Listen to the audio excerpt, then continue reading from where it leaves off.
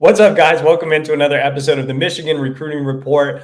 I'm your host, EJ Holland. Today, we're going to be breaking down 5 key recruits visiting for the big game against USC. Before we do that, it is the big game against USC. So in honor of this game, we're actually offering a special discount over at the Wolverine.com. If you like what you see on the YouTube channel, you can head over to the Wolverine.com and get 50% off your annual subscription this week only using the promo code GOBLUE. That gets you insider recruiting information, team information, a great message board, and so much more. So again, head over to the Wolverine.com. If you're excited about this week's game against USC, use that promo code GOBLUE for 50% off. And again, if you love the YouTube show and you miss the live recruiting show every week, if you also miss the Ballast and Skeen show, you can actually sign up and get those shows right now.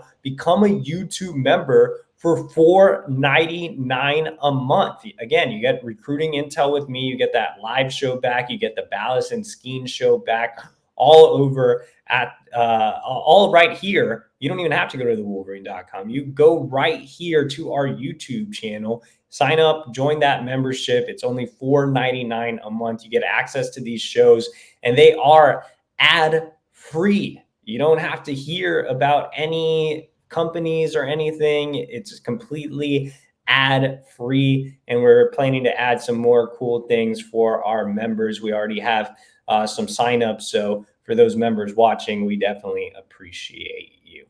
And maybe that $4.99 will help me fix those terrible blinds in the background. So support. All right, let's talk about 5 recruits visiting Michigan this weekend. And of course, more names could be added to the list. We have a running list over at the Wolverine.com. But right now, here are 5 guys we have solidified. They're coming. They've told us they're coming. And let's go ahead and start off on the offensive side of the ball with on 300 wide receiver CJ Sadler in the 2026 recruiting class, the #1 ranked recruit in the state of Michigan for next cycle. And so you saw Bryce Underwood leave the state this cycle. Michigan wants to make sure to keep top talent at home. In fact, Michigan hasn't landed the #1 recruit in its own backyard since the 2022 recruiting cycle. And that was Will Johnson, who's about to go to the NFL draft. So Michigan needs to keep its top guys home. CJ Sadler is a very, very important recruit for next cycle.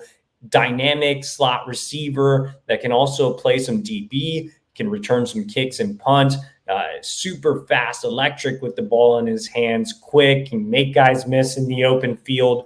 I know he's not the biggest guy at 5'9", 170, but I've likened him to Tavon Austin. He's that type of big-time talent and dangerous playmaker. And Michigan wide receivers coach Ron Bellamy is making him the top priority at the wide receiver position. But I'd kind of almost consider him an athlete just because of all the fun things you can do with a guy like CJ Sadler. He can really open up an offense like Michigan that's kind of struggling right now. So I think he's a plug and play type of guy. Michigan has the inside track, the lead on the on-3 recruiting prediction machine. He's a local kid, has a lot of ties to the program, but does have a wandering eye for the South. Schools like Alabama and LSU are definitely 2 to keep an eye on.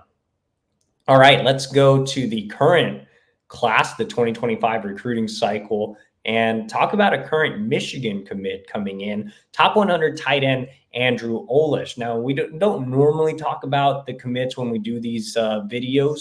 We mostly focus in on the targets, but Olish is important to note because he is planning to make visits to other schools. As I first reported over on the Wolverine.com, Olish is planning to be at Alabama next weekend. He's also looking at going up to Oregon for that game against Ohio State. The whiteout game for Penn State is a possibility. Notre Dame is now pushing for an official visit. So this one could get interesting. Michigan needs to really make a strong impression this weekend with both their play on the field and just the staff in general answering any lingering questions that Olish may have about any topics, the offense, potential penalties, what the future looks like, the direction under Sharon Moore, just things of that nature that might be tough questions that need to be answered for him. He is the highest ranked recruit in the class per on 3. He's my highest ranked recruit. He's a guy that could come in and be a plug and play guy with Colston Loveland leaving. He fits that role perfectly. So Michigan needs to really, really hit a home run, knock it out of the park with Olish, keep him happy, keep him in the class, because he's extremely talented and arguably the best receiving tight end in the country. Let's flip back to the 2026 recruiting class and stay on the offensive side of the ball and talk about offensive lineman Tyler Merill. Now, Michigan offensive line coach Grant Newsome is bringing in a really talented group this weekend, and that is headlined by Merill, who's the highest ranked of that group. Number 67 overall, number 5 interior offensive lineman. Notre Dame has the heavy lead on the on-3 recruiting prediction machine, but I don't know how much I buy that. Their recruiting reporter put in a string of Notre Dame picks before that embarrassing loss to Northern Illinois. He's been to Notre Dame 4 times. They're certainly high on the list, but this will also be his 4th visit to Michigan. He loves the recent offensive line production. He loves how involved Sharon Moore is as a head coach with the offensive line. Obviously, Moore was responsible for those Joe Moore Awards in the trophy case. Now, the offensive line has struggled a bit, and I think it's important for the offensive line to have a really strong showing in front of this group, again, which is headlined by Merill. The offensive line hasn't been quite up to par. You've had some struggles along the offensive line the first few weeks of the season. So even though Moore's still on staff, even though Newsome played the offensive line position, I still think what's attracted these high-end offensive line recruits to Michigan has been the recent production. I know there's a long history of offensive line success, but recruiting is usually is a what have you done for me now? What have you done for me lately type of business. So I think that Merill and the other highly touted offensive line recruits definitely want to see a strong game from the guys in the trenches. All right, let's go ahead and head over to the defensive side of the ball and talk about 4-star edge Luke Wful out of New Jersey. If the last name sounds familiar, that's because his brother Owen signed with Michigan last cycle. And it's kind of surprising to see Penn State, not Michigan, at the top of the RPM. He's visited Penn State quite a bit, but he's also visited Michigan quite a bit. Obviously has the brotherly connection there, and Owen is recruiting him to Ann Arbor. I think Michigan is in the lead in this recruitment. I think they have the inside track. I think Lou Esposito has been doing a great job of building a connection with Luke and his entire family, and obviously has impressed Owen being on the roster as well. So, I think, with that Owen connection, I would give, again, Michigan the advantage. I think Penn State is obviously one to watch, but the school really kind of surging for Luke is actually Texas. He's been there twice, so I would keep an eye on them. But right now, Michigan in a strong spot, and obviously great to get him back on campus. He was just there for the barbecue at the Big House in July. All right, let's end the video with one of the most important remaining 2025 targets, and he will be on campus this weekend, and that's linebacker Nathaniel Wubang, top 100 prospect out of national powerhouse IMG Academy. We've talked about Wubang a ton.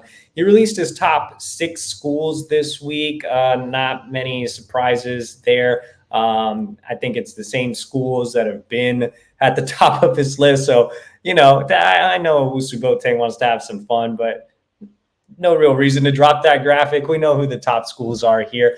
I would actually say this is more of a 3-team race. I think Michigan and Notre Dame are the schools in that top tier. I think Texas has become the dark horse that's really gaining some momentum. I think Florida is probably in 4th place, but they're kind of a dumpster fire right now. Ohio State has faded. USC has faded. So that's where I see things at this point in time. I think it's imperative for Michigan to make another strong impression on him. They hit a home run on his visit this summer, but seem to have lost a bit of that momentum. So having the defense really impress this week and performing well against Lincoln Riley's offense, I think will go a long way. He obviously has 2 commits that are his teammates at IMG, and Caden Strayhorn and Donovan Johnson. Both of them have been recruiting him hard and will join him for this visit, which is a plus. But, this is likely the last time he visits Michigan before he makes a decision. He still has an official visit coming up to Texas in October. He likely will get back to Notre Dame for a game. So Michigan's last hurrah as far as, in-person recruiting with Owusu Boateng, if he makes his decision in late October or November, like he told me he was planning to, will be this weekend. So this is a very, very crucial weekend for the Wolverines, as Owusu Boateng is the top guy on the linebacker board for this cycle. So again, crucial weekend across the board. We'll have you covered over at thewolverine.com. Remember to take advantage of that promo Go Blue for 50% off, and also become a YouTube member if you want exclusive recruiting scoop here on the YouTube channel. It's $4.99 a month, and that gets you access to my Tuesday recruiting show, as well as the Ballast and Skeen show, ad-free, $4.99 a month. Also, like this video, make sure to subscribe to our YouTube channel. That is completely free, and we'll see what the future holds after this massive game this weekend. So we'll see you next week.